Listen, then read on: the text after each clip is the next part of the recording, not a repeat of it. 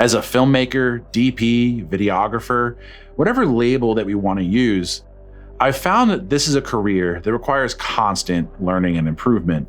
Now, with that said, each new year, I determine ways that I can improve my work and grow my business by making a plan or a roadmap, if you will.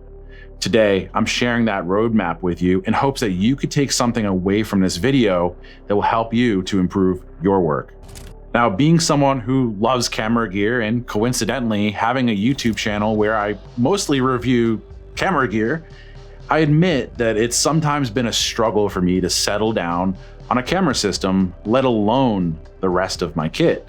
Now, I think that every camera system has its own learning curve, whether it's the menu system, how to expose the manufacturer's log curve, how to rig the camera, or simply learning where the camera's strengths and weaknesses lie.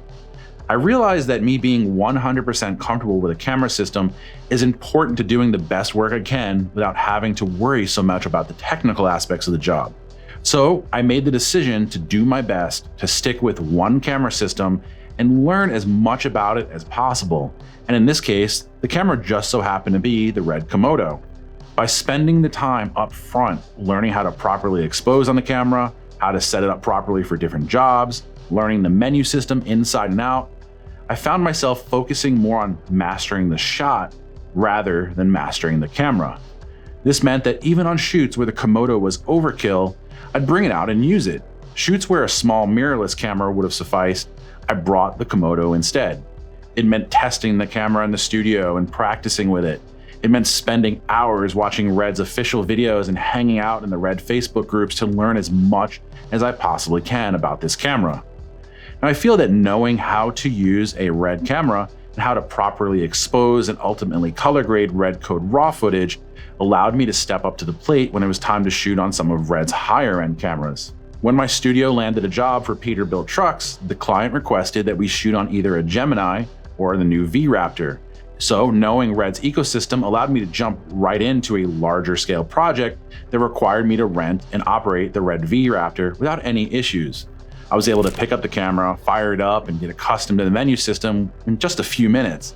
Now, this allowed me and the rest of the crew to get the job done at a really high level and walk away with some shots that looked really nice from a very well-known brand that ended up in the demo reel. Now, I couldn't imagine having to jump into an entirely new camera system at a client's request without having at least some basic knowledge on how that manufacturer handles their cameras. So while sure, I'd have loved to have tried all the new cameras out there and all the different lenses and everything else that came out, I still stuck to my guns and shot almost entirely on the Red Komodo last year. I'd say that keeping things as consistent as possible allowed me to focus on the work and not the gear. In other words, learning how to use my tools inside and out has ultimately improved my work. Now, another goal I had last year was to simply slow down when on shoots. There are times when I had to move quickly when setting up gear, and there are others where I had a job where I've budgeted plenty of time to set up. There are also times where things were out of my control that throw a wrench into things. What helped me the most was that no matter what the situation, I did my best to take a step back, take a deep breath, assess the situation, think through what I needed to do to get the job done at a high level, and then I get back to work. In the past, I had this self-imposed feeling of being rushed, and I admit that I still struggle with this feeling every now and then, but this led me to not taking the time to dial in lighting setups to where they were perfect, or at least as near as perfect as they could be given the resources available. But it was after I allowed myself to slow things down that I noticed my work started to improve. Compositions became more consistent, camera moves were cleaner, lighting setups became more professional and sometimes more complex, less mistakes were made on set, and everything just started to fall into place, and it just started to show in my work. Now, being in a career where there are so many things to learn, whether it's the equipment, the software, or the actual techniques used to film, I found that sometimes it can feel very, very, very overwhelming, especially as someone working in a small team. Now, something that I learned from the author John Maxwell in his book, Make Today Count, was that while I might want to improve on the various aspects of my life and my career, it's sometimes better just to focus on a few areas at a time. Now, to become a better filmmaker, I know that I need to be better at lighting, directing a crew and talent, editing, color grading, camera movement, audio, writing, or the 100 other aspects of filmmaking. However, with John Maxwell's advice in mind, I felt it would be more effective to focus on just a few areas and give those skills the best effort that I could. So with that being said, last year, I made it my goal to improve both my lighting and my editing skills. Now, both of these skills are something that I'm going to be working on for honestly my entire career. However, I wanted to make last year the year that I really saw a difference in my lighting and really saw a difference in my editing. Now, this meant spending time watching and analyzing other people's editing. It meant reading articles, watching hours of lighting breakdowns, dissecting lighting diagrams, taking courses, and watching cinematography breakdowns. It also meant taking what I've learned and putting it into practice in my work. Now, there were projects where the budget didn't cover complex, expensive lighting setups, but I put in the effort anyway.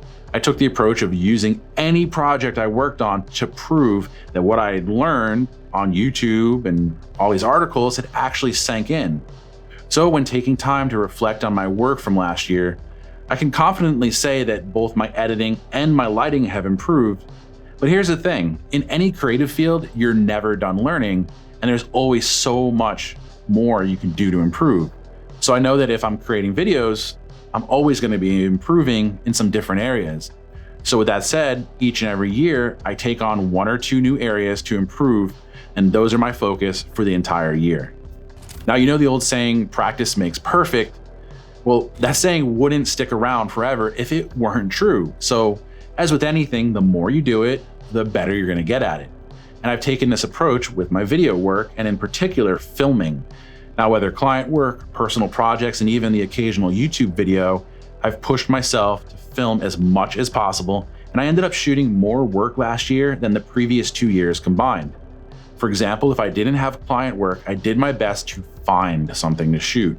Now, what I mean by that is doing passion projects like short films, or even helping friends out with projects that they had. Now, I'm gonna admit, I didn't fill every single week with shoots. There were weeks where I didn't have the motivation to shoot, or maybe I was just flat out tired and needed a break. But I didn't beat myself up over this because I can look back at least seeing last year and confidently say that I've made a massive difference in my work. And I think that's a great feeling to have, and I hope that if you're watching this, that you push yourself to go out there and shoot as much as you can.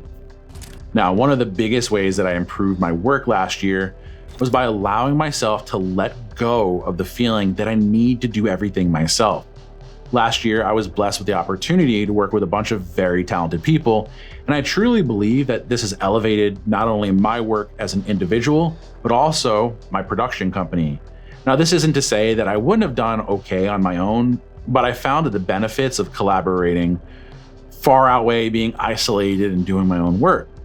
I found that not only did working with others provide the best possible final production or product for the client, but I also felt that it gave me an outside perspective on things that I may not have thought about.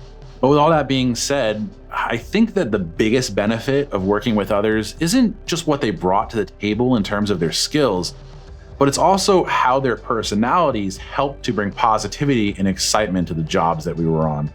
So with all of these things combined, I can confidently say that I have actually seen an improvement in my own work.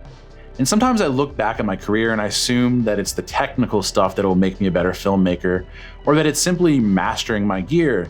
But this year has made me realize that it's always been a combination of several different things. It's about learning the gear, learning how to use it, practicing and putting the gear to use, and just overall having a good experience with the people that you're working with. So I hope that you've learned something from this video and gotten some sort of value out of it. And hopefully you can apply one or even a few of these lessons that I've learned to your film or video career and see some growth and improvement.